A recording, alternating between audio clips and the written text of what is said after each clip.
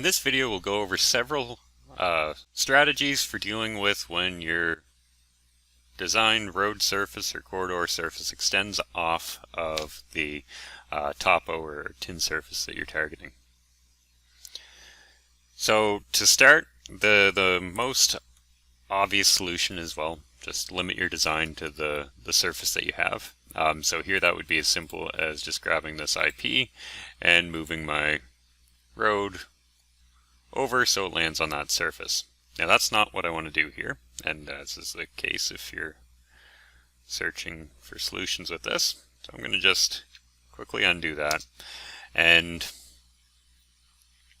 probably the easiest option for handling stuff like this is if you have situations where your road centerline or corridor centerline lands on your topo surface and you just want to extend that ground surface out a little further. There's a quick solution in here. So we can go up to corridors and options, and we can turn on extend ground.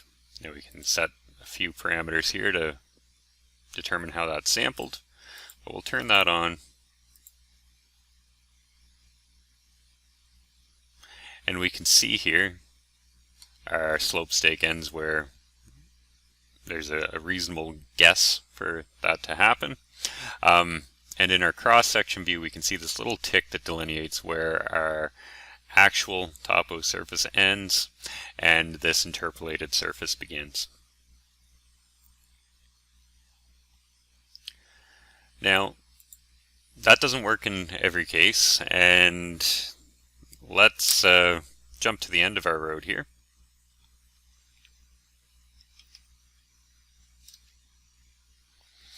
And so I'm clearly off the end of my topo surface here. I'm going to do the same in my 3D view. We'll just jump out here. And, well, here it's probably not reasonable to just guesstimate what's happening. So another probably more defensible option is to, if you don't have the survey data for an area, to add that survey data that you need.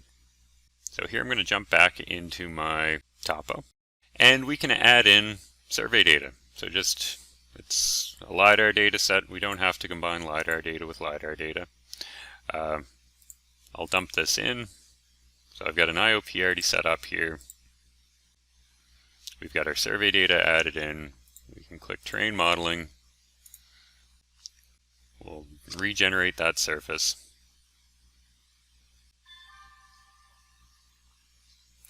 We'll hit save, and actually I'm going to get rid of this not modeled line just for the sake of it. So we'll hit save, we'll jump back into our road design. It tells us that the target terrain surface has been modified. Do we want to load them? Absolutely. So we'll hit continue.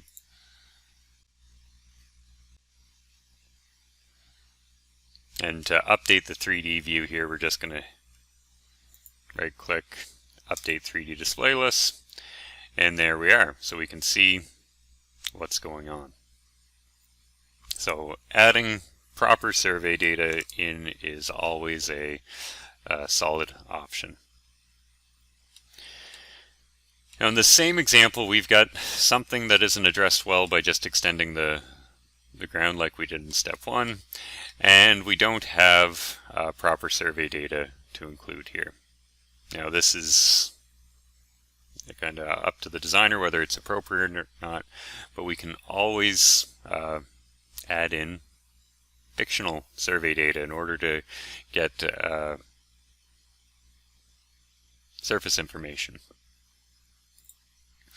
So let's jump back into that terrain file here, and our area where we're bumping into issues is this pocket right here.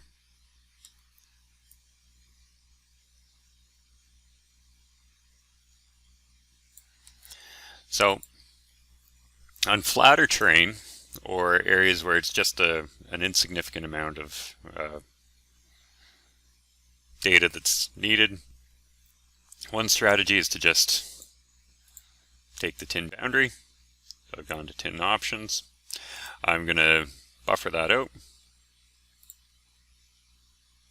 and we'll need to check the direction of our feature. So I've got my current point. I'll click the little arrows down here. So it's going clockwise. I want to buffer to the left.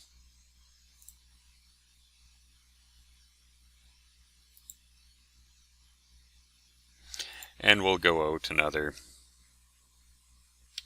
120 meters. Now I'm going to make that modeled.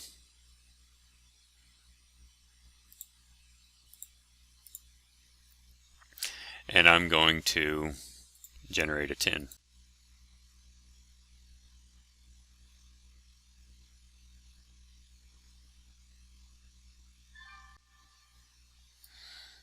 And there we go. So we've got surface.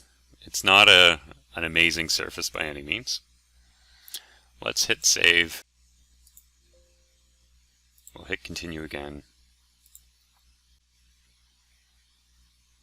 And we'll update this 3D view. So we can see we have a surface out here now. Now the quality of that surface is questionable. When we run that buffer tool, we can set a grade for it to be extended out. I left it at 0.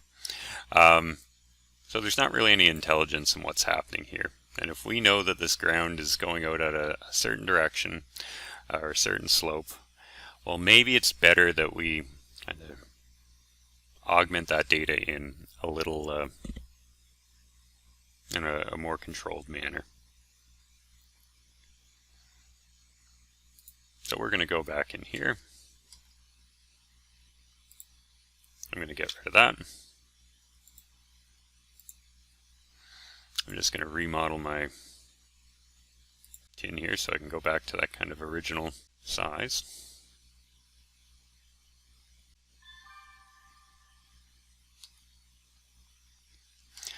And we are going to create our own new features that we're going to include in the tin. So if I know that this falls away at, say, 15%, I can come in here, I can click new feature. I'll want it to be modeled. I'll give it a name.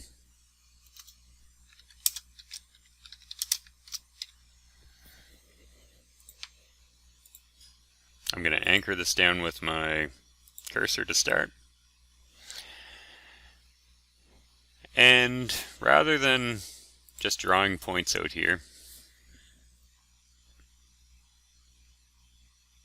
we can tabularly add that information in. So we're going to go Feature Tools, Coordinates. Now if I know my X, Y, and Z where I'd like that point to land, great. If I don't, I'm going to just switch to survey format. I'm going to click Add. I'm going to change the azimuth to be whatever I'd like. So I want this to go due east. I'll extend this out 120 meters. And I'm going to say that this continues down at 15%.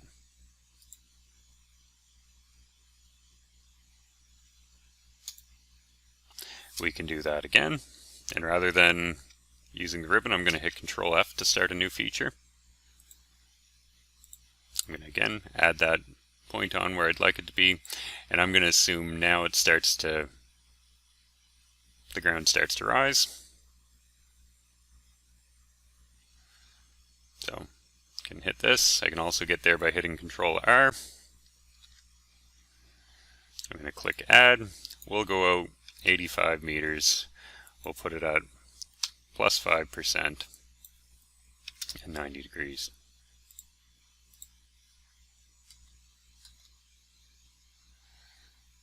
So we're manually adding points in that we have all kinds of control on where they actually land.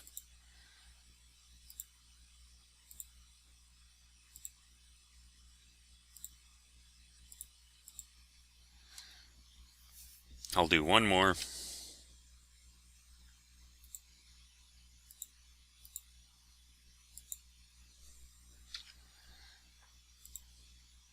And let's make it a little different of a direction just for the sake of it. So azimuth will be 80.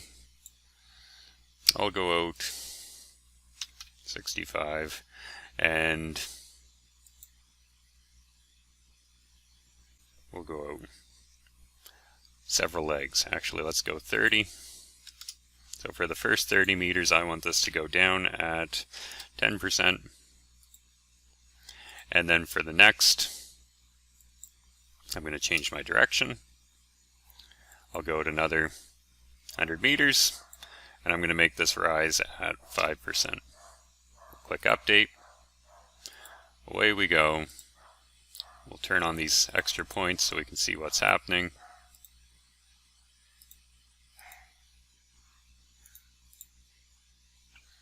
So we can see we've got these extra points that we've just added in. We've controlled their location. And I'm going to remodel my terrain. I'm going to just make sure I have enough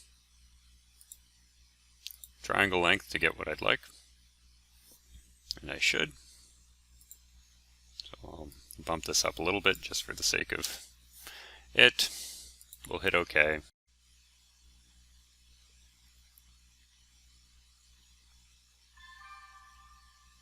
And there we are. So we've added in just some extra survey data in that area where we'd like to keep it. We'll hit save. We'll reload that into our design. We'll update the 3D view so things match. And away we go. So there's a few different solutions in there for how we can deal with extending that survey data out, or the most basic level, just moving the road onto the existing survey.